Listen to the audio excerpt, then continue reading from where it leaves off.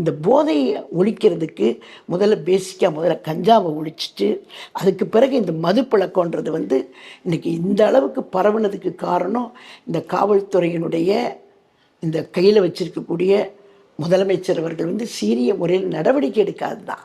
நடவடிக்கை எடுக்கணும்.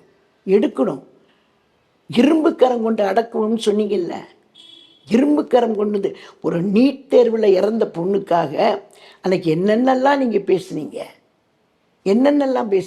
இன்றைக்கி இவ்வளவு சம்பவங்கள் நடந்திருக்குதே. இன்றைக்கி வாயை திறந்துருக்கீங்களா? இவ்வளோ கண்டு காணாமல் இருக்கீங்களே, என்ன அர்த்தம்? நாங்கள் பாலியல் பலாத்காரம் இனிமேல் நடக்கவே நடக்காது, தமிழ்நாட்டில் எந்த பெண்ணுக்கும் வந்து இந்த மாதிரி சம்பவங்கள் நடக்காது அப்படின்னு ஒரு நாளாவது நீங்கள் பேசியிருக்கீங்களா? இல்லை. காரணம் சொல்கிறீங்க. பாதிக்கப்பட்ட பெண் மேலேயே வந்து குற்றம் சொல்கிறாங்க. பாதிக்கப்பட்ட பெண் அவள் வந்து 5-6 பேரால் துன்புறுத்தப்பட்டிருக்கா. அவள் வந்து துடிதுடிச்சிருக்கிறா. காப்பாற்றுறதுக்கு கூட குரல் கொடுத்து கூட காப்பாற்றுறதுக்கு ஆள் கிடையாது.